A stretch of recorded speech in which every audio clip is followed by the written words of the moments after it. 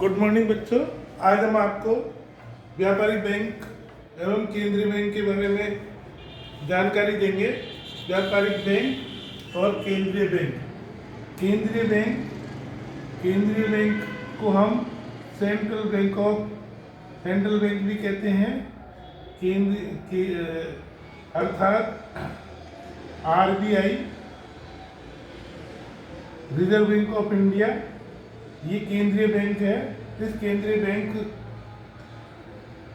कहें या reserve bank of India कहें, इसका फॉर्मेशन 1935 में अधिनियम के तहत हुआ था और ये मुख्य एक बैंक होती है, जिसके अलावा इसकी सहायक बैंकें और होती है, अन्य प्रकार की बैंकें होती है। व्यावसायिक बैंक, उन्हें व्यापारिक बैंक या कॉमर्शियल बैंक या अन्य प्रकार की ये जो बैंक होती है, इस प्रकार से ये जिस तरीके से एसबीआई,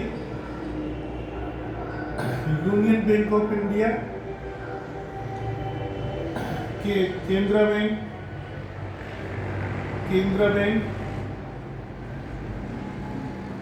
इस तरीके से इलाहाबाद बैंक और अन्य इस प्रकार से अन्य सहायक बैंकें होती है। ये इस सहायक बैंक कहलाती है और व्यापारिक बैंक कहलाती है।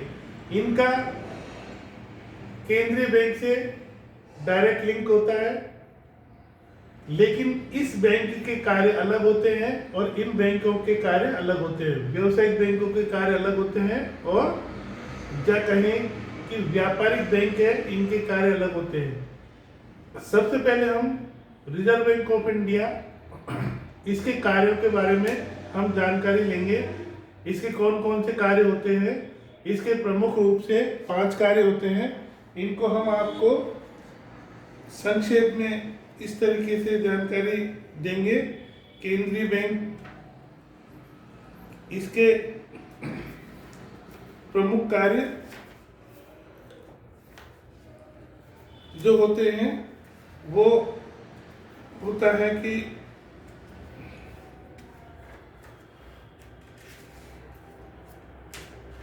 इसके प्रमुख 5 कार्य होते हैं। नोट निर्गमन का एक अधिकार, यानी कि सरकार को केवल 1 रुपये का नोट जारी केंद्र सरकार जारी करती है, या 1 रुपये का सिक्का केंद्र सरकार जारी करती है, लेकिन नोट जारी करने का अधिकार केवल रिजर्व बैंक ऑफ इंडिया को ही होता है। दूसरा काम है इसका एजेंट और परामर्शदाता। ये सरकार की एजेंट के रूप में काम करती है, सरकार को परामर्श देती है और सरकार के लेन देन, सीधे केंद्रीय सरकार के लेन देन सब इसी से होते हैं, बैंक के द्वारा होते हैं। तीसरा इसका प्रमुख कार्य है कि ये बैंकों का बैंक होता है। जैसे कि हमने बताया कि ये विभिन्न प्रकार के व्यापारिक बैंक हैं। इन व्यापारिक बैंकों का बैंक ये है रिजर्व बैंक ऑफ इंडिया। अंतिम ऋणदाता, यानी कि इसको अंतिम ऋणदाता भी कहा जाता है कि अंतिम रूप से अगर किसी को जरूरत पड़े ऋण की, तो बैंक इससे ऋण लेते हैं। इन बैंकों को ऋण लेने की आवश्यकता पड़े तो ये बैंक इनको ऋण देती है। इस प्रकार को अंतिम ऋणदाता कहा जाता है।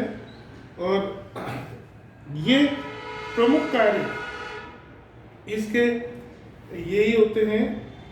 इसके रिजर्व की कार्य सब इसी के पास होते हैं। सूचना और आंकड़ों का संकलन का कार्य इसका प्रमुख कार्य।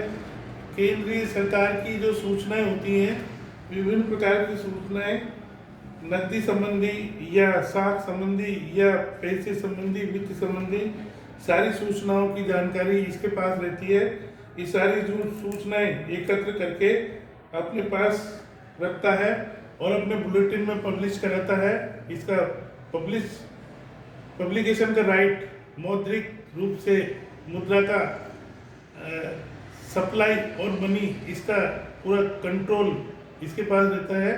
और ये इसका पब्लिकेशन कराती है कि सर्कुलेशन में कितनी मनी है, कितनी नहीं है, इत्यादि वगैरह वगैरह। ये सब इसी के कार्य हैं।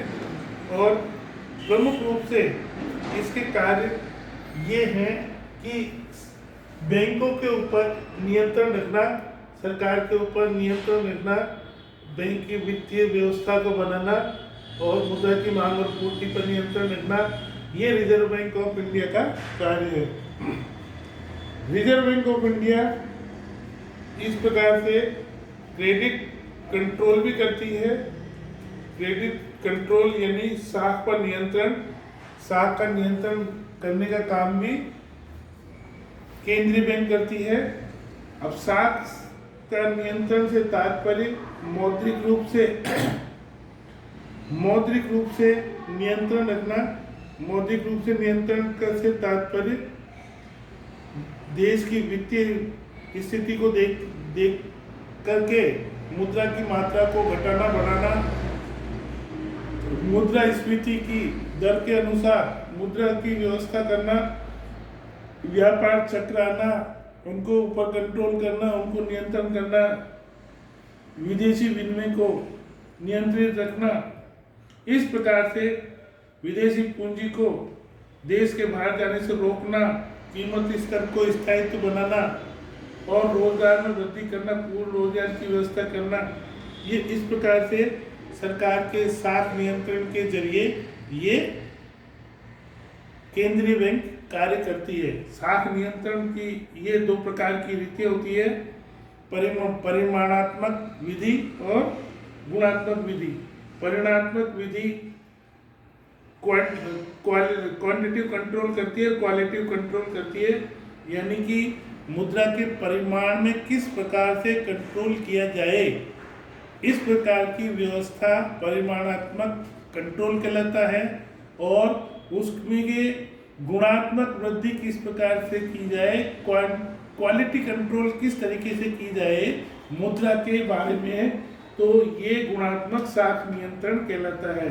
इस प्रकार से दो प्रकार के से ये नियंत्रण करती है। दो प्रकार से नियंत्रण करने के पश्चात मुद्रा की व्यवस्था करती है केंद्र सरकार।